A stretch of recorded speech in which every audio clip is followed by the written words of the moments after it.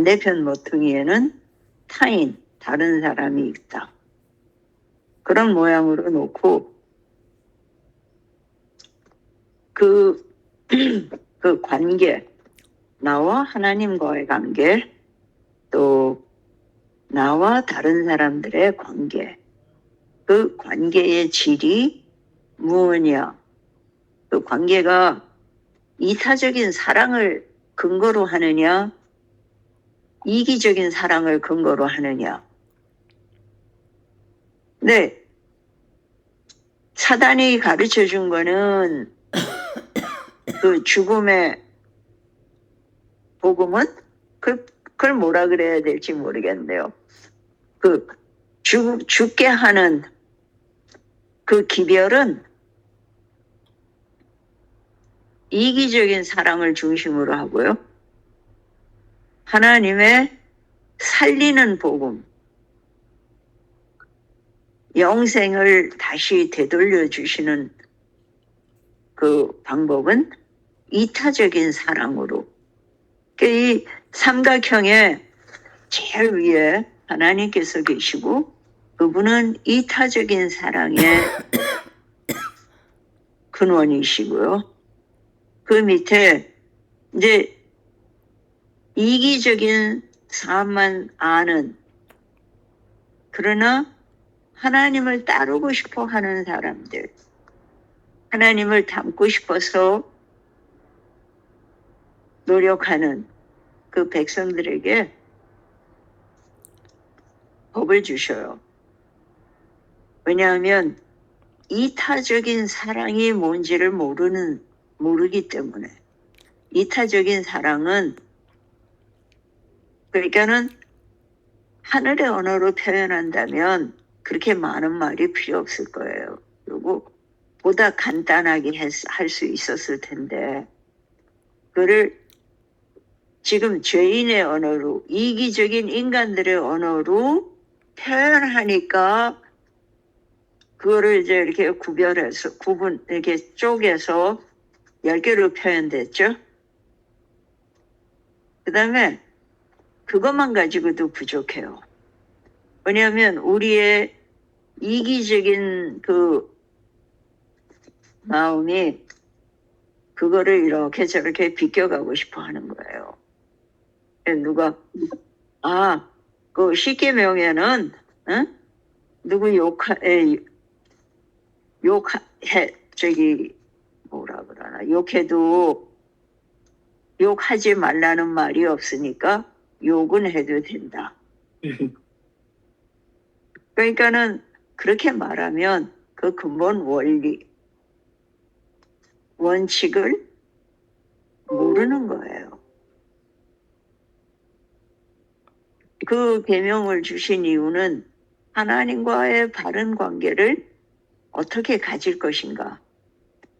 하나님을 사랑하고 하나님의 사랑을 받는 사람들은 이렇게 살아. 그러니까 그렇게 살아서 하나님의 사랑을 받는 게 아니고요.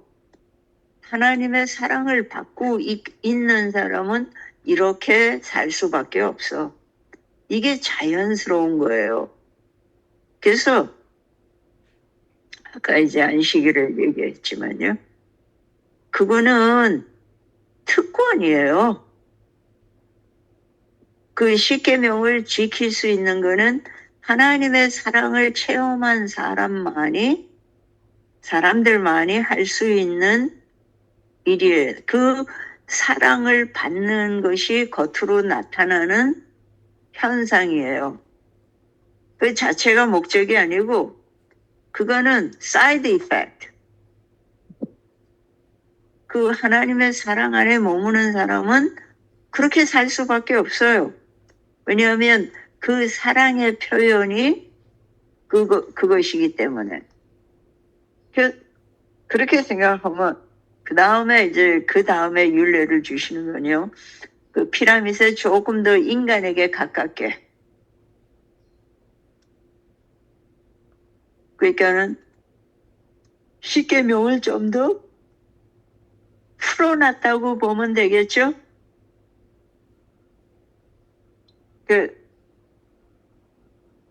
그거를 통해서 그러니까는 어린 아이들에게는 뭐 하지 말라는 게 더 많죠. 길 건너갈 때 어떻게 하고, 행길에 뛰어가 놀면 안 되고, 집 안에 안전한 곳에서부터, 그러니까는 제일 아기 때는 누워있고, 혼자 기어다니지도 못할 때는 아무 제약이 없어요. 근데 이제 기기 시작하면 그만큼 위험에 노출되는 게 많잖아요. 그리고 뭐 주워서 먹기 시작하면 그건 입에 넣으면 안 되고 뭐 그런 것도 시작해가지고 자꾸 제약이 늘어요. 왜요? 그 아이를 안전하게 보호하고 건강하게 크게 하기 위해서. 그러니까 이 모든 법들이 그리고 점점 더 많아지죠. 거기다 이제 운전까지 하기 시작하면 통제를 벗어나기 시작하죠.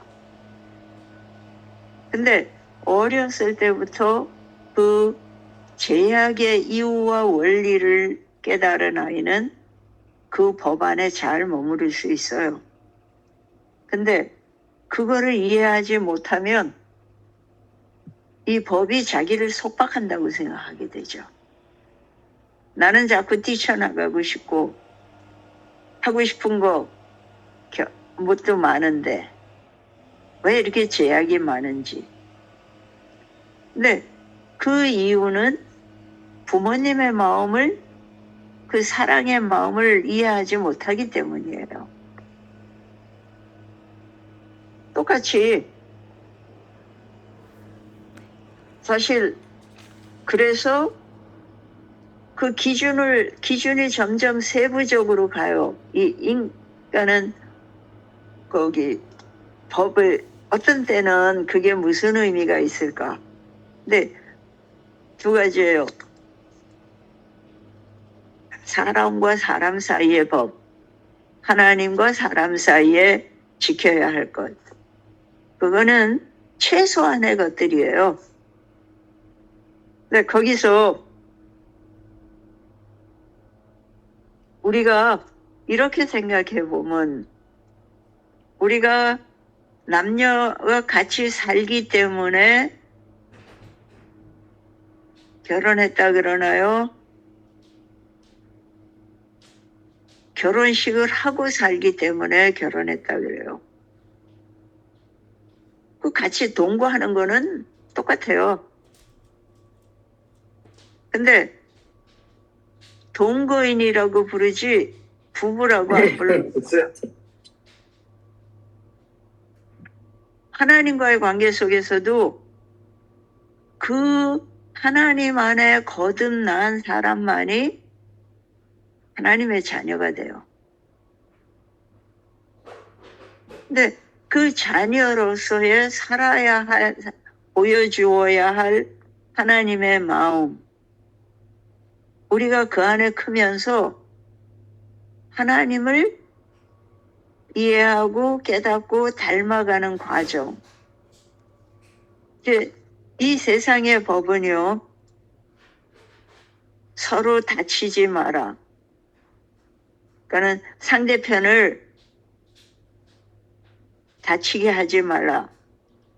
그 다음에 상대편의 물건도 다치지 말아라. 아이에게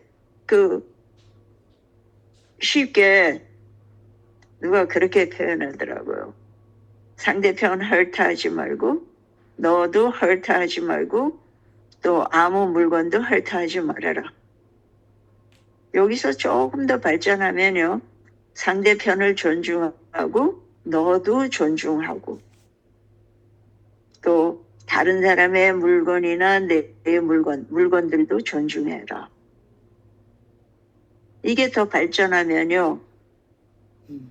네가 너를 사랑하는 것 같이 내 이웃도 사랑해라. 그 단계가 보이죠?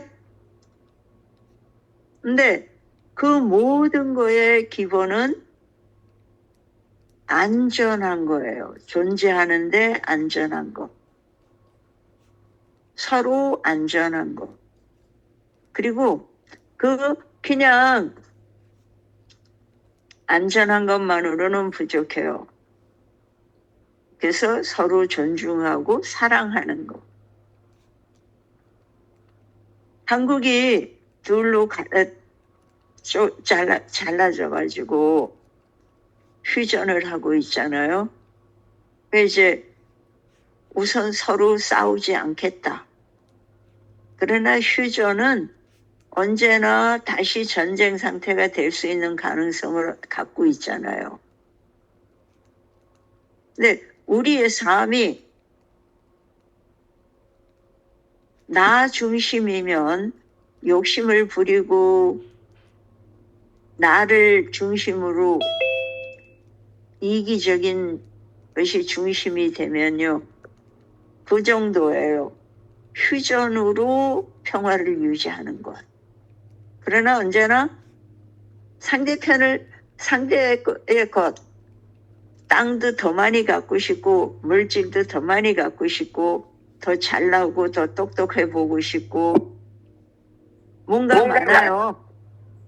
근데 그것들이 그거에서만 머물면 언제나 분쟁이 있죠. 그리고 내가 평화롭지 못해요.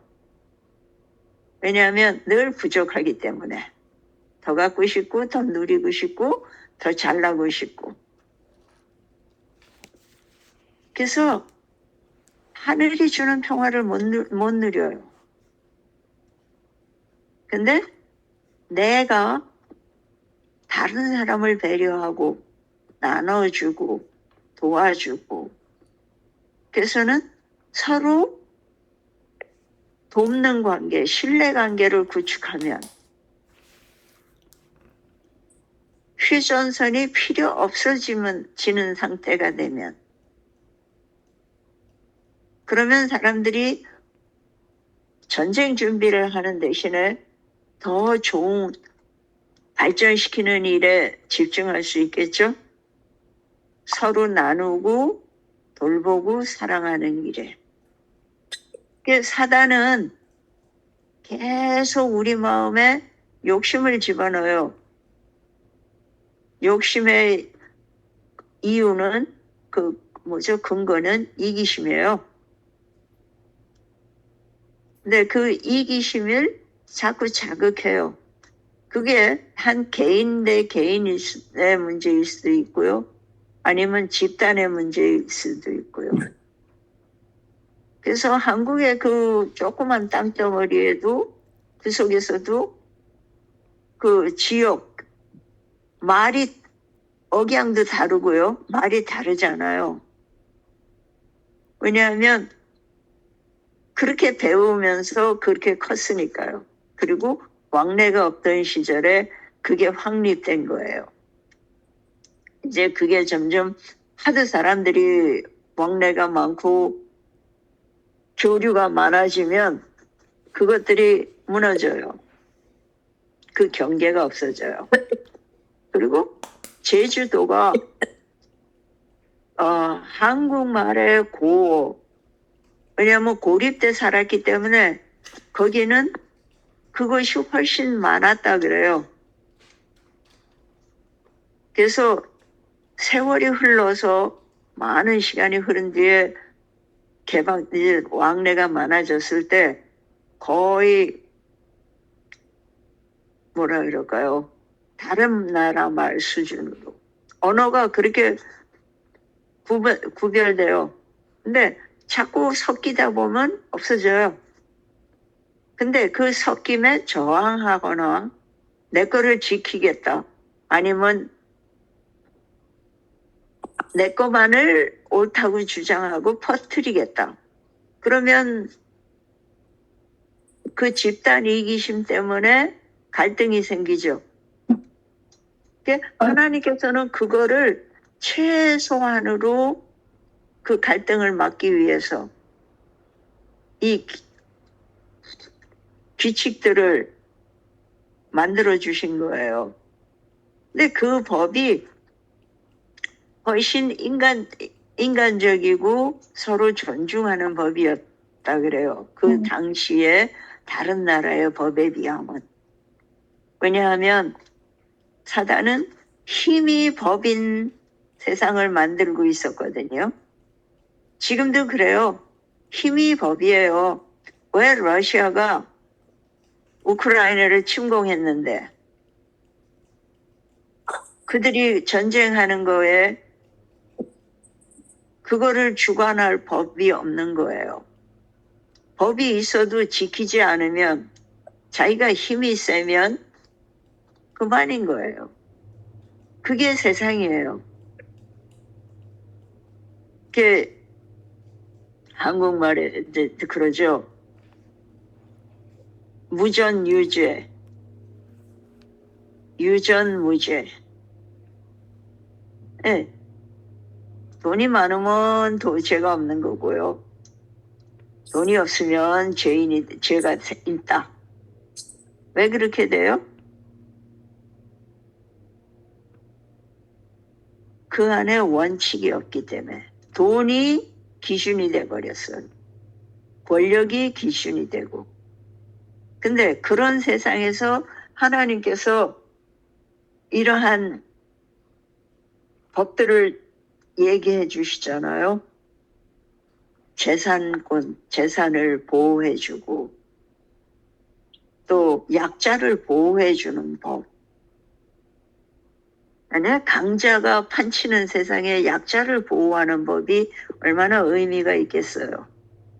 그것을 지키려는 사람들의 의지의 한계만큼 그 법은 유효해요. 그게 하나님께서 원칙을 주신 거예요. 너희는 나의 백성으로 이렇게 살아라. 근데 그것이 나중에 가장 쉽게 이렇게 되는 이렇게 피라미드로 올라가면 하나님께서 우리에게 주신 그 사랑을 실천하는 것. 그래서 내 이웃을 내 몸과 같이 사랑하라. 하나님께서는 자신의 몸보다 더 사랑하셨어요, 우리를. 근데 우리에게는 최소한의 요구예요, 그것도.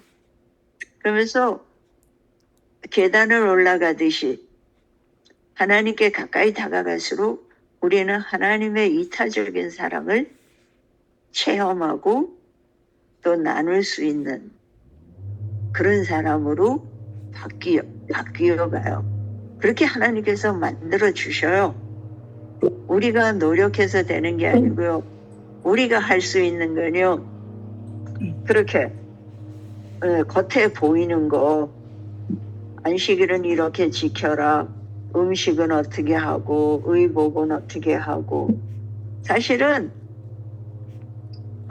사랑하면 따라와요. 근데 아직 하나님께 내 사랑을 덜 받아서 그렇게 규칙을 많이 만드는 거예요. 제가 여기 기숙학교에 다닐 때인데요. 사감 선생님이 아이들을 이렇게 무릎을 꿇고 이렇게 쓰게 한 다음에 치마의 길이를 이렇게 자를 갖다가 쟀어요. 그래갖고 플로어에서 바닥에서 4인치인가? 그것보다 짧으면 안 된다. 왜냐하면 짧게 입고 싶은 그 티네이저들의 마음이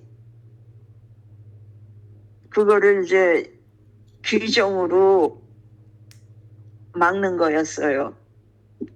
그래서 그게 실제로 가장 좋은 방법은요. 그런 마음이 안 생기도록 감화를 주면 돼요. 근데 그거는 시간이 많이 걸리잖아요. 마음을 바꾸는 일.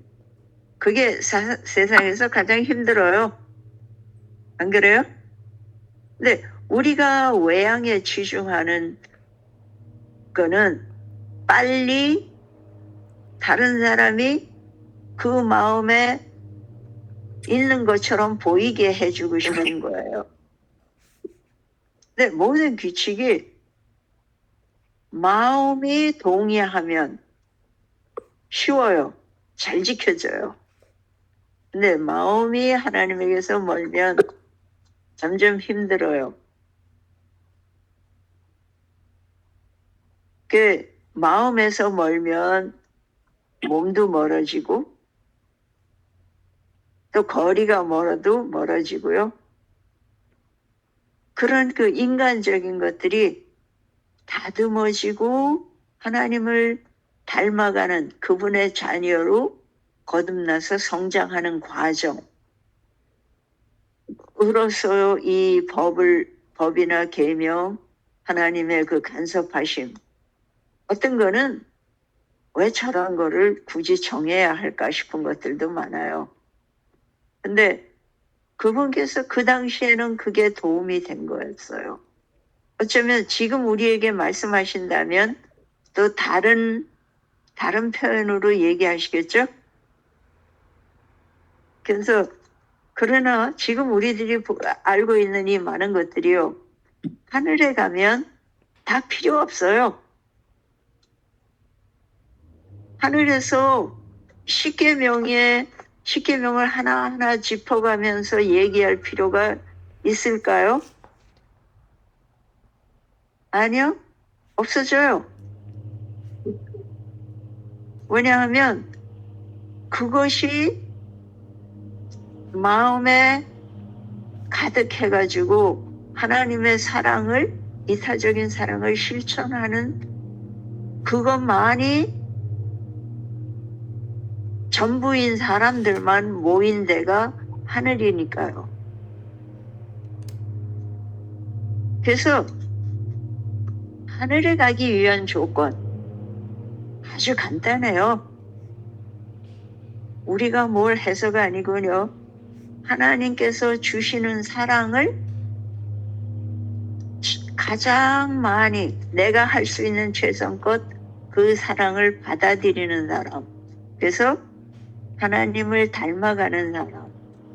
그 사람들만 모여있는 게 하늘이 될 거예요. 그러니까는 우리가 뭐를 해서가 아니고요. 하나님께서 주시는 거를 마음껏 누리면 그렇게 할 수밖에 없어요. 그게 하늘의 법이에요. 그래서 쉽죠?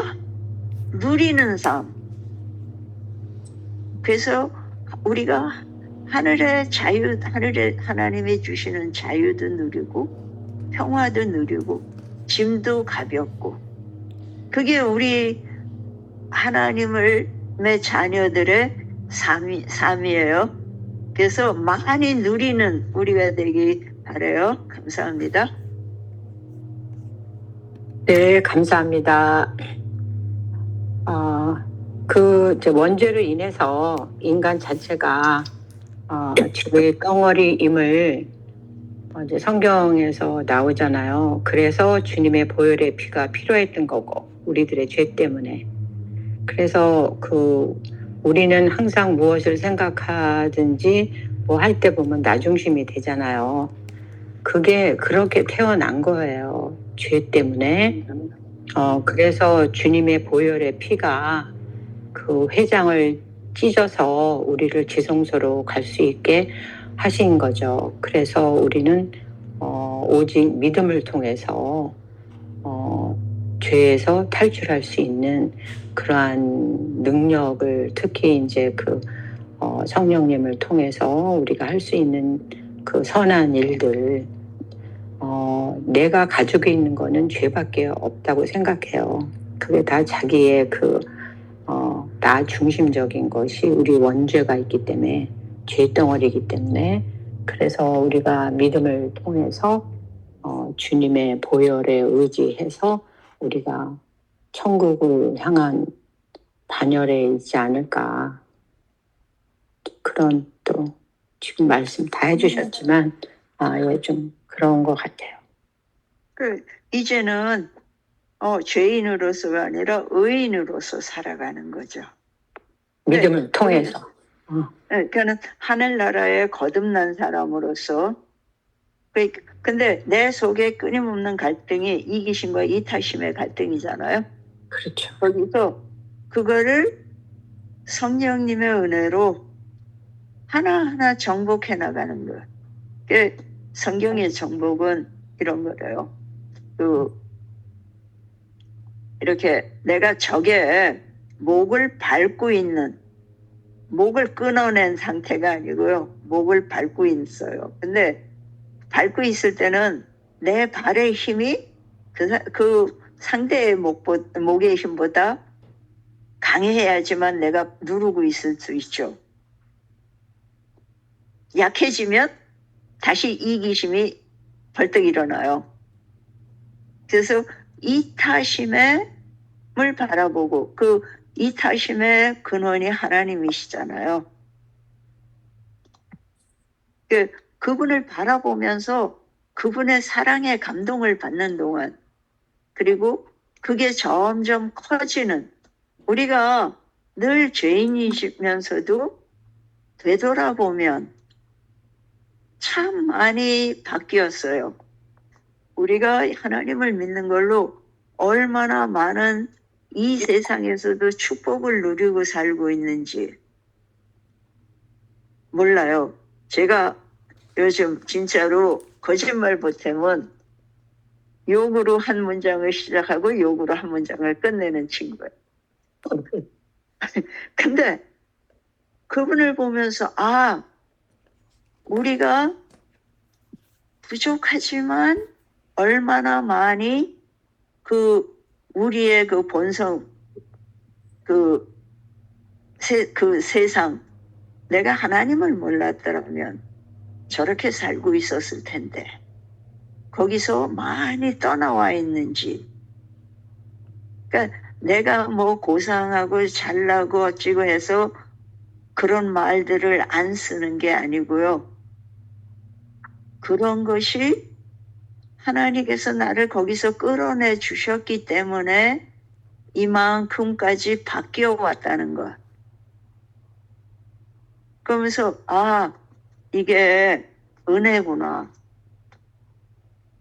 정말 그 어느 찬양의 가사처럼 나 된 것이 하나님의 은혜라는 말씀처럼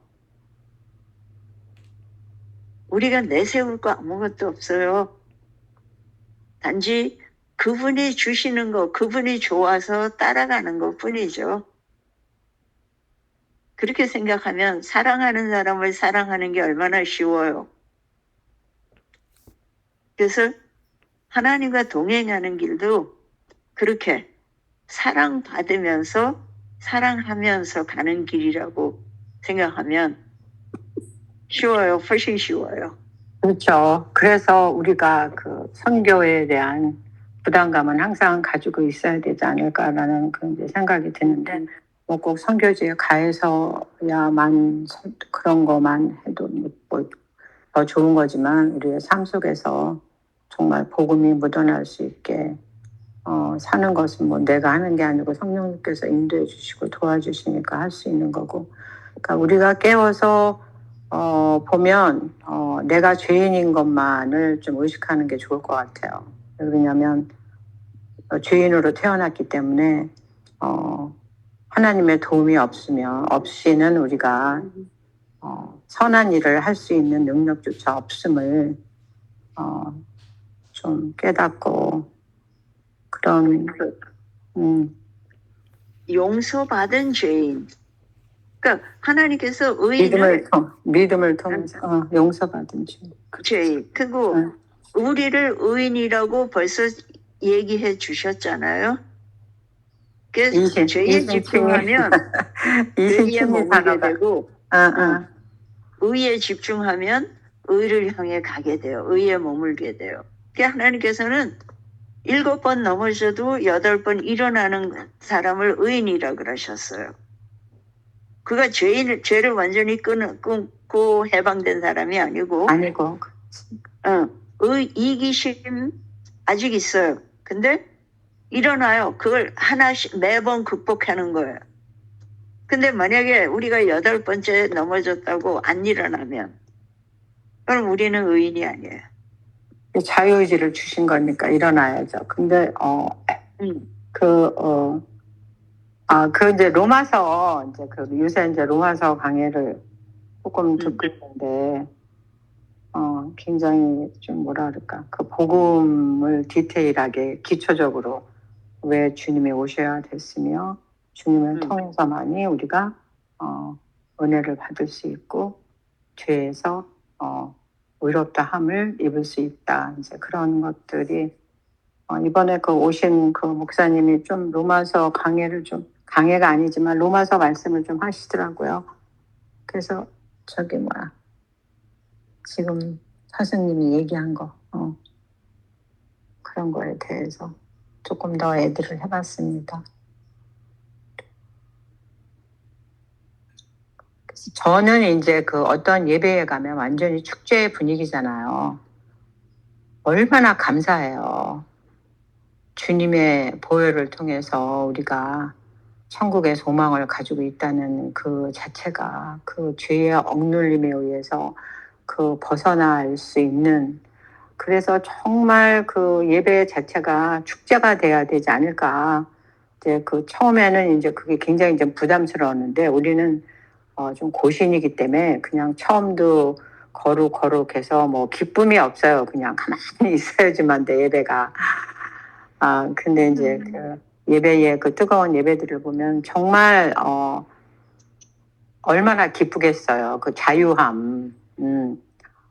좀 우리의 예배도 좀 그렇게 됐으면 좋겠다라는 생각은 드는데 그 교단마다 또 어떤 그 흐름이 있잖아요. 그래서 이 고신 교단은 말씀과 성령이 같이 가게끔 성령이 앞서가면 제득이 치고 말씀이 앞서가면 움직이질 않고 그래서 이제 그럼에도 불구하고 말씀으로 좀 많이 덮어져요. 그래서 그 성령이라는 단어 자체를 목사님이 입에서 나오지가 않아요. 그래서 저는 이제 그 성령 체험을 하고 난 다음에 목사님이 성령이라는 단어가 나올 때마다 막 이렇게 그러니까 일체 그 단어를 잘 안 쓰니까 삼위일체인데 왜 안 쓰나 그러니까 의식적으로 그렇게 하시는 거예요. 그게 보니까 처음에는 막 답답해가지고 막 뭐 목사님하고 뭐 막 이러쿵저러쿵도 막 했는데 이제 지금 와서 생각해 보면 우리가 말씀으로 성령과 같이 동행해야 되는구나. 그러기 위해서 이제 저렇게 계속 누르게 하셨구나라는 그런 게 이제 이해가 되죠. 거룩이라는 단어가 지금 이제 그 122페이지 그 꼭대기에 이렇게 법을 주시고 그 규례를 주시고 뭐 그런 것들 이유가 어떻게 거룩한 삶을 살 수 있는지를 가르치기 위한 기초였어요. 그러니까 거룩한 삶, 그러니까 신의 산에서 율법을 주심으로써 하나님은 당신과의 연결을 통해 당신의 백성이 어떻게 거룩한 삶을 살 수 있는지를 가르치기 위한 기초를 세우셨다. 근데 그 율법의 원칙이 일상생활 속에 적용되어야 한다 했기 때문에 그러니까는 우리는 거룩에 대한 개념 그거를 저도 이게 아직 몰라요. 근데 우리 일상생활 속에서 그게 이렇게 녹아나와야 된다. 그러니까 십계명이 그냥 우리 자신이 십계명이 그 계명이 완전히 다 돼서 그렇게 사랑으로 하나님을 사랑하고 이웃을 사랑하는 그런 존재가 되어지는 것. 그러니까는 이 거룩한 삶이라는 거는 존재적인 문제거든요. 내가 뭐를 지키고 안 지키는 그거는 진짜 어린아이 수준이고 그것이 내 몸에 배가지고 내가 그렇게 된 것. 그게 거룩한 삶이에요. 그냥 의식 없이도 그런 것들이 일상 속에 녹아서 나타나는 것. 이게 목적이에요. 그러니까 우리는 이렇게 종목을 따지잖아요. 그리고 그 1조 1항 뭐 그런 식으로. 근데 아니고 하나님의 사랑을 받고 그분을 바라보다 보면 그렇게 살 수밖에 없고, 그래서 우리 일상생활이 그걸 하다 보면 하나님께서 원하시는 그 거룩한 삶이 우리께 되는 거죠. 그 이상 더 바랄 게 뭐가 있겠어요? 그렇죠. 예. 하나님 그 사랑은 우리 하나님께서 비근한 예로 이제 우리 세포가 어떻게 이루어졌느냐, 뭐 원자, 분자, 원소, 뭐 우리 과학 시간에 이런 것들을 배워왔잖아요. 그러니까 하나님의 사랑, 하나님의 계명 안에서도 이제 점점 깊이 들어가면 갈수록 우리 이화숙님께서 지금 말씀하시고 깨달은 거를 이제 이렇게 이야기를 해줄 수가 있죠. 근데 이제 그 정말로 사랑이 없는 마음 속에서 시작하고 율법적으로 갔다가 또 그것을 또 지나서 또 자비를 배우고 공의를 배우고 점차로 이제 깊이 들어가는 이제 이렇게 과정이 있어요. 모든 사람들마다. 근데 이제 우리 이화숙님께서 깨달은 대로 이제 그거를 이제 지금 실천하고 계신 거잖아요. 그러니까는 그거를 실천하는 깨달은 그거를 이렇게 이제 저희들에게 표현해 주시는 거죠. 그러니까는 이제 많은 사람들이 이제 이화숙님의 삶을 보고 그리고 이제 또 우리 각자의 삶을 보고 느껴지는 것들이 이제 있겠죠. 그리고 이제 그것을 나도 저런 삶을 살고 싶다. 이제 참 하나님의 사랑은 저런 거구나. 이제 그런 거를 이렇게 깨닫게 된다면은 이 뭐라 그럴까, 우리 각자 깨달음이 많이 틀린 것 같아요. 그러니까는 원자가 무엇인지, 분자가 무엇인지, 또 원소가 무엇인지, 뭐 하나하나 이제 뭐 하나님의 사랑은 이론으로 하는 것이 아니라 이제 풍겨나는 거잖아요. 근데 그 풍겨나는 그런 거 느끼고 깨닫는 그 사람들마다의 차이가 많이 있는 것 같아요. 그러니까 어떤 사람들은 아버지 학대를 받으면서 그 어머님의 참 냉정한 그런 걸로 그런 데서 자라난 자녀들이 있고, 어떤 자녀들은 참 따뜻한 그 희생적인 엄마의 가슴 속에서 항상 격려의 말을 듣고 자라난 그런 자녀들도 있고, 그 많은 사람들이 이제 이렇게 뭐라 그러나 성장 과정, 그 감정이나 이제 이 깨달음, 사랑에 대한 그거를 이렇게 마음속에 그려가는 거는 모든 각자의 사람들이 다 틀린 것 같고, 또 그 단계마다 또 틀려지는 것 같아요. 그래서 그거를 이제 깊이 들어가는 게 제가 이제 말씀드렸던 이제 원자, 분자, 원소 뭐 이런 그 세포 하나하나 깊이 들어가는 그런 거 배워가는 이제 그러한 차이가 각자 모든 사람들에게 다 틀려지겠죠. 근데 그거를 하나님께서는 최종적으로 각자 틀린 곳에서 이해하고 각자 틀린 곳에서 정말로 하나님을 사모하고 하나님 뜻 가운데 가고자 하는 그런 갈망이 있는 사람들에게는 다른 방식으로 깨달아지면서 결국은 마침표는 똑같이 이제 맞춰질 것 같아요. 아멘. 그 그러니까 제가 이제 저도 그래. 예, 제가 이제 이제 특별히 이제 부모님을 모시면서 이제 겪는 그런 것들이 있어요.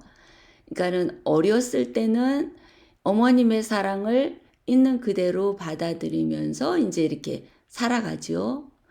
근데 이제 저도 엄마가 돼서 이제 그 사랑을 아이들에게 전하면서 이제 살아왔어요. 근데 저와 엄마의 관계하고 저와 아이들의 관계는 완전히 또 틀리더라고요. 왜냐하면 세대 차이가 있으니까 이제 저희 어머님은 굉장히 자상하시고 헌신적이고 봉사하고 이렇게 자식에 대한 거를 이제 뭐라 그럴까 이제 그 많은 그 조목조목 엄마가 해주고 싶은 것에 초점을 맞춰서 그거를 해주면서 이제 살아왔어요.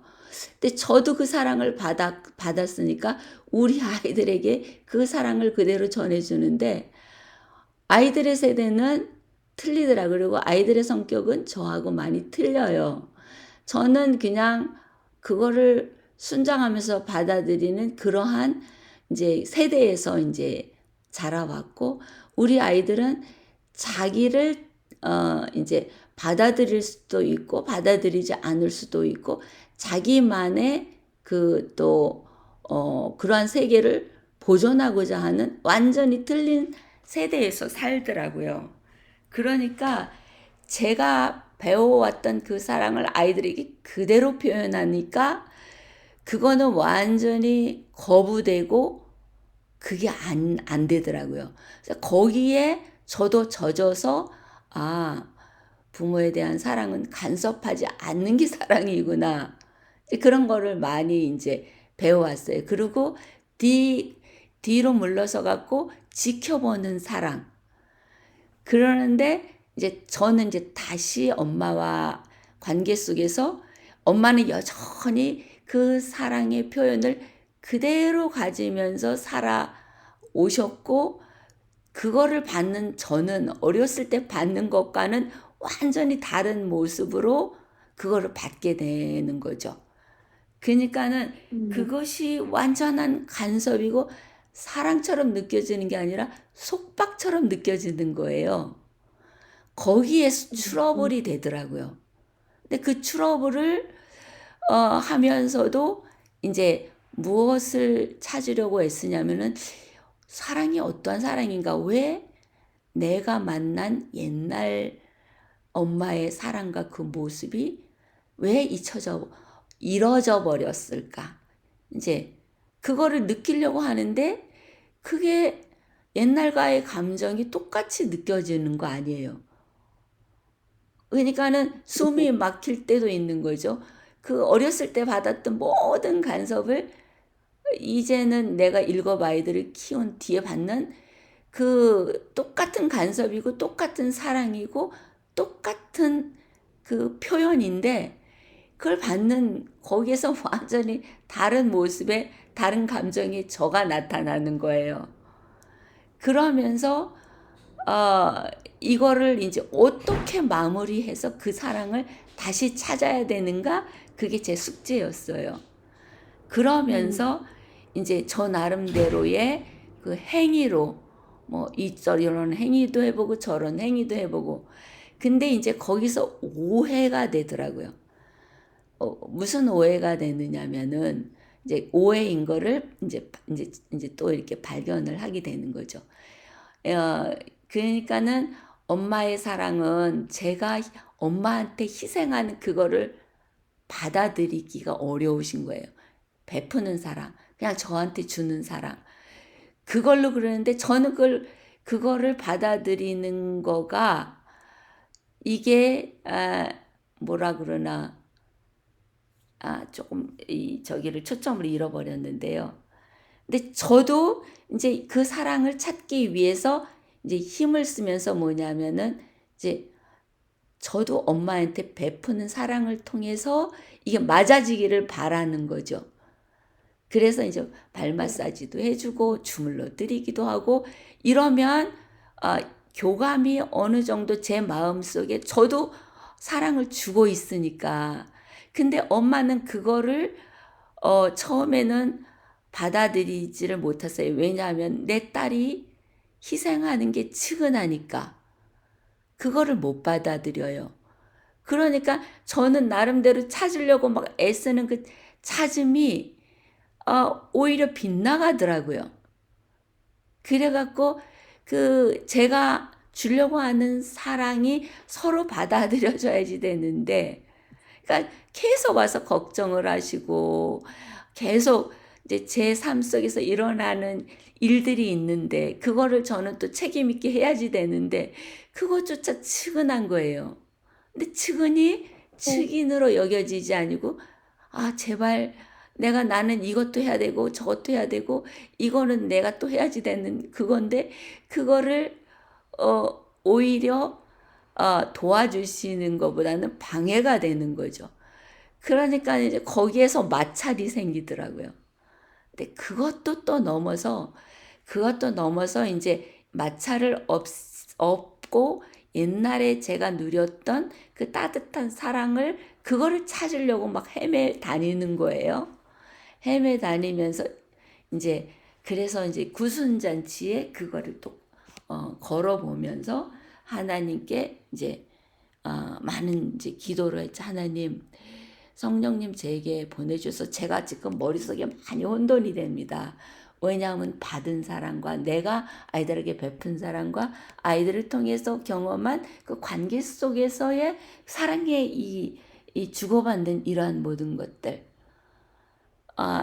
그러면서 결국은 무엇을 자기하냐면은 이제 구순잔치를 하면서요. 이 가족들이 연합해서 그 잔치를 베풀었을 때 각자 조그만 일을 했는데 그것이 함께 어우러져서 큰 참 사랑의 잔치가 돼버리더라고요. 그래서 각자 뭔가 느껴지는 거예요. 왜냐하면은 내가 그거를 다 하려니까 얼마나 힘겹고 어려워요. 근데 각자 맡은 조그만 일을 모아서 하니까 우리 자신들도 감당할 수 있는 사랑을 했고 그리고 또 그걸 보는 사람도 행복했고 그리고 거기에 가장 행복한 거는 엄마였었죠. 왜냐하면은 그걸 하지 마라. 저는 계속 이제 하지 마라. 그걸 어떻게 감당할 거냐, 뭐 할 거냐. 그러면은 아이고 그걸 해야 되나 말아야 되나. 이제 저 부담적이 하는데 그거를 어떻게 나는 받아들여야 되나. 그런데 그냥 침묵하고 있었죠. 끝나고 보자고. 결과가 어떤가 그냥 끝나고 보자고. 그러는데 결국은 엄마가 가장 많이 행복해지는 그 행복을 보니까 저도 행복해진 거예요. 그러면서 그런 거구나. 내가 율법적으로 엄마를 계속 뭐는 이래야지 된다고 뭐는 어떻다고 막 이론으로 한 게 아니라 엄마의 행복을 보면서 내 속에 행복이 스며드는 거구나. 하나님의 그러니까는 이제 이화성님이 말씀하신 그 사랑이라는 거는 제 속에 스며들어서 감동으로 반사할 때에 진정한 사랑이 서로 만나서 서로 사랑을 나눌 수 있다는 거를 이제 배운 거죠. 그러니까 그 다음부터는 이제 옛날에 엄마가 나한테 해주셨던 그 사랑이 스며들어 오는 거예요. 그게 이제 스며들어 오면서 다시금 엄마의 사랑이 간섭이 아니라 그러니까 제가 반박하지 않는 그러한 그 반응으로 이게 나타나지더라고요. 그러니까 저도 엄마를 어떻게 기쁘게 해줄까? 이제 그걸로 돌아가지는 거예요. 그러니까는 엄마도 행복해졌고 저도 행복해졌고 이제 그 과정 속에 치매 할머니, 앞집 할머님에 대한 저와의 관계 속에서도 그거를 찾아보는 거죠. 거기서도 느껴보는 거예요. 진짜 하나님의 사랑이 뭔가?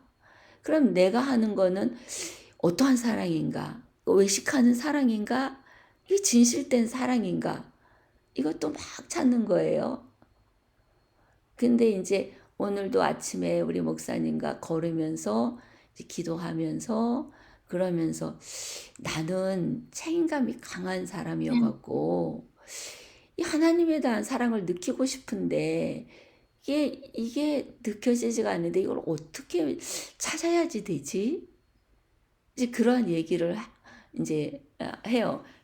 그리고 저는 저 나름대로 또 그래 말이야. 나도 마찬가지로 하나님의 사랑이 이거 사랑을 하고 있는 건지 안 하고 있는 건지 이게 나도 잘 혼돈이 돼서 잘 모르겠어. 뭐가 사랑인지 모르겠어. 근데 이제 이러한 과정 속에서요. 결국 하나님께서는 이 삶 속에서 찾으려고 애쓰는 사람들에게 찾아지게 인도하시는 하나님이라는 거를 발견하게 되는 거죠. 때때로는 외식도 사랑이 될 수가 있고요. 때때로는 외식을 벗어버리는 것도 사랑이 될 수 있고요. 그러니까 이 하나님의 사랑을 찾아가는 과정이고 어느 누구도 하나님의 사랑은 이거다라고 딱 잡아서 얘기하기는 참 많이 어려운 것 같아요. 왜냐하면 우리들은 이게 사랑이다 얘기하면서도 사랑을 실천하는 것도 있고 실천하지 못하는 것도 있으니까 또 이게 컨퓨즈 될 때도 있고요. 근데 결국은 이제 제가 이제 우리 목사님하고 이제 하면서 사랑은 말이야 보니까 하나님께서 우리에게 심어 주시는 만큼 깨달을 수 있는 거고 그것이 하나님께서 우리에게 주셔야지 깨달아지는 것 같아. 이제 그렇게 이제 우리가 서로 대화 속에서 결론을 맺어갖고 이제 들어왔지요. 그러니까 사랑은 하나님께 있는 거지 우리에게 있는 거는 아닌 것 같아요. 그래서 그 사랑을 우리가 여기 가서도 해보고 저기 가서도 해보지만 부분적인 사랑이지 진짜 사랑은 하나님께서 우리에게 깨달아주는 그 영의 눈이 뜨여지는 만큼 그거를 알게 되는 것 같아요. 그래서 제가 표현하는 하나님의 사랑은 온전한 사랑이 아니고 제가 깨달은 만큼의 사랑이고 거기에서 또 감동이 돼서 표현하는 그러한 것이지 이게 온전한 하나님의 사랑을 제가 증거하지 못했다는 것을 여러분에게 고백합니다. 예. 네, 감사합니다. 또 더 말씀해 주실 분 계세요? 우리 다 부족한 채로 저도 만약에 제가 깨달은 만큼 받은 만큼 그대로 실천할 수 있었더라면 얼마나 좋겠어요.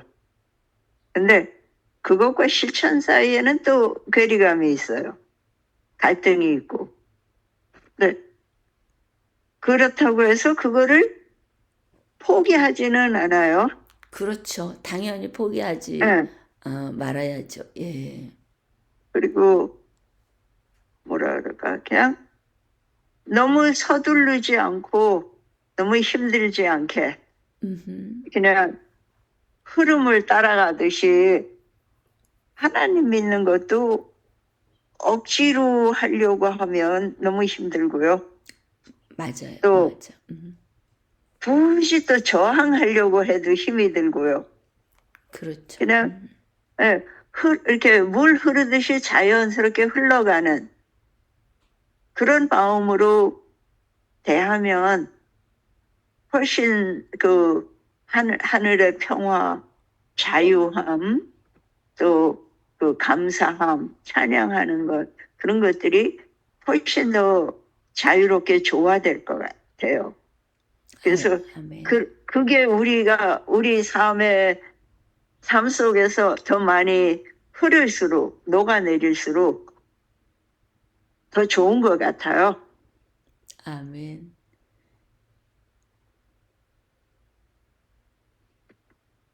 네, 감사합니다. 사모님 마무리 기도 누구 할 차례예요? 오늘 김 목사님이세요. 예, 한 가지 이제 마지막으로 저기 하는 거는 김금 스님이 늘 그 예화를 많이 들었잖아요.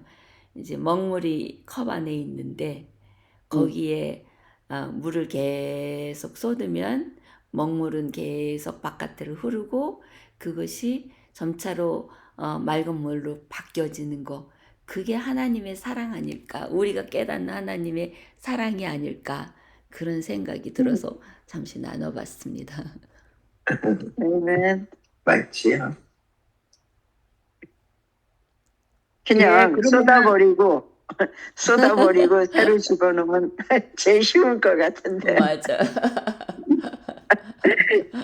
그럴 능력이 있으면 좋은데. 그게 제일 어렵죠, 정말. 네. 예, 우리 김 목사님. 뮤트. 예, 목사님 기도하겠습니다. 마무리 기도해 주세요. 예. 고맙습니다. 하늘에 계신 우리들의 아버지, 우리를 위해서 하나님의 사랑의 법을 주심을 감사드립니다. 또한 이 세상의 법칙이 아닌 하나님의 원칙으로 구별할 수 있는 특권을 주시고 하나님의 약속과 원칙을 우리가 실생활에 적용을 어떻게 해야 될지를 또 알려주시니 감사합니다. 비록 저희들이 이 세상에 살지만 우리 마음에 성령님 함께 하심으로 생명의 성령의 법을 따라 살도록 저희를 도와주시옵소서. 아멘. 또 저희들 중에 오늘도 연약하신 고문순 어머니와 우리 김금 스님을 기억하여 주시고 고통 가운데서도 늘 함께 하시는 하나님의 손길을 또 느끼게 하시고 마음의 평안함과 기쁨을 주시고 또 오늘도 은혜를 베풀어 주시옵소서. 또한 저희 함께한 저희들에게도 주님의 풍성한 은혜를 내려주시옵기를 간절히 바라오며 모든 말씀을 예수님 이름으로 감사하며 기도드리옵나이다. 아멘. 아멘. 아멘. 감사합니다. 예, 네, 수요일에는 수고들 하셨습니다. 네. 고맙습니다.